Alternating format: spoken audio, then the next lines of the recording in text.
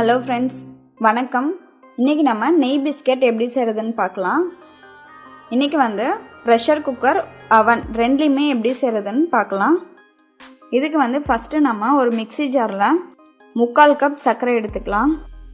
அது கூட 2 ஏலக்காயோட விதைகளை மட்டும் சேர்த்துக்கோங்க. இதை நல்லா பவுடர் பண்ணி எடுத்துக்கலாம்.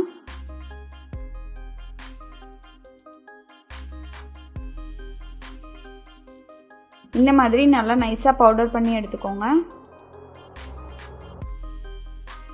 இப்போ ஒரு பவுலில் 1 கப் மைதா,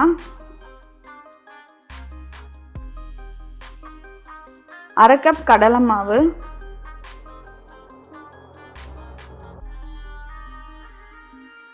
அரைச்சி வச்சிருந்த சர்க்கரை,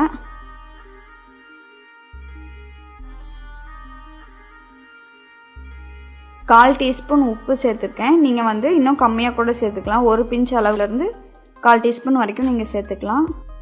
1/4 டீஸ்பூன் பேக்கிங் பவுடர், இது எல்லாத்தையும் சேர்த்துட்டு நம்ம இது எல்லாத்தையும் சலிச்சு எடுத்துக்கலாம்.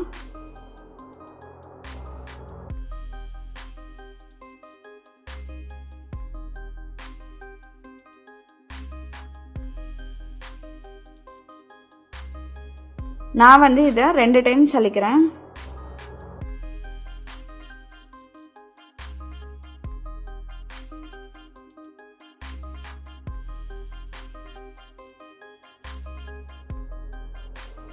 கையில் நல்லா மிக்ஸ் பண்ணிக்கோங்க. இப்போ இது கூட கொஞ்சம் கொஞ்சமாக நெய் சேர்த்து நல்லா பிசைஞ்சு எடுத்துக்கலாம். நான் 1/2 கப்பு ப்ளஸ் 1 டேபிள் ஸ்பூன் அளவுக்கு நெய் ஊற்றிருக்கேன். இது அப்ராக்சிமேட்டாக 135 ml வரும்.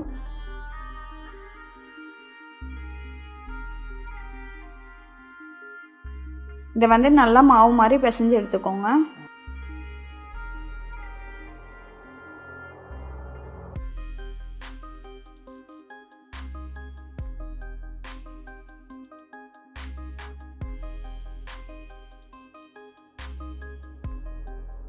இப்போ இதை இந்த மாதிரி பிசைஞ்சு எடுத்துக்கோங்க. நம்ம பிஸ்கெட் பண்ணுறதுக்கு மாவு தயாராகிடுச்சு. இப்போ நம்ம அவனை ப்ரீஹீட் பண்ணிக்கலாம். உங்களோட அவன் லேட்டஸ்ட் வெர்ஷனாக இருந்துச்சு அப்படின்னா 150 டிகிரி செல்சியஸ்க்கு ப்ரீஹீட் பண்ணிக்கோங்க. 150 டிகிரி செல்சியஸ்க்கு ப்ரீஹீட் பண்ண பிறகு ஒரு பீப் சவுண்ட் வரும். அதுக்கப்புறம் நம்ம தயார் பண்ணி வச்சுருக்க பிஸ்கெட்டை உள்ளே வச்சிடலாம். இல்லை பழைய வெர்ஷன் அப்படின்னா நம்ம மேனுவலாக தான் ப்ரீஹீட் பண்ணணும். அது எப்படின்னு பார்த்தீங்க அப்படின்னா 150 டிகிரி செல்சியஸில் வச்சு ஒரு 15 மினிட்ஸ் கொடுத்து ஸ்டார்ட் கொடுத்துருங்க.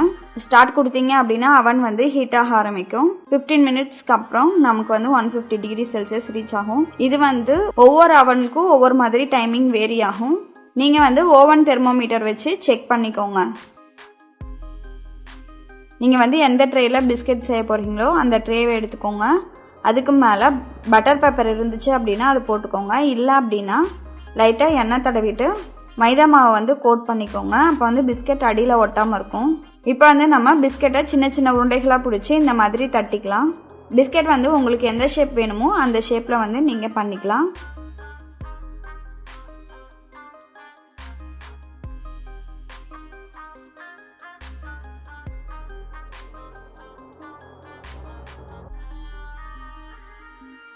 இப்போ இதுக்கு மேலே நம்ம ஒரு முந்திரியை வச்சிடலாம்.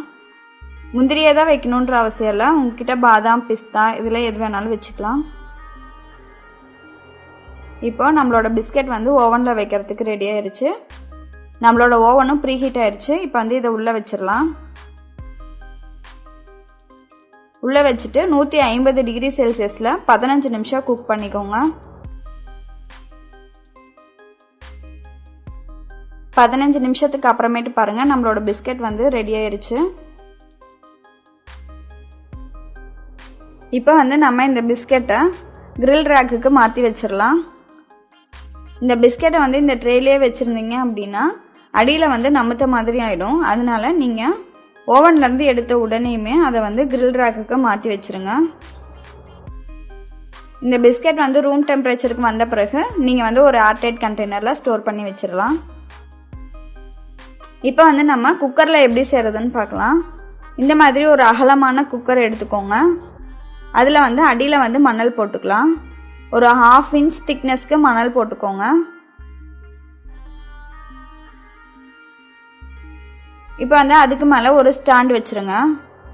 குக்கரோட மூடியில் கேஸ்கட்டையும் விசிலையும் எடுத்துட்டு குக்கரை வந்து மூடி வச்சிடலாம்.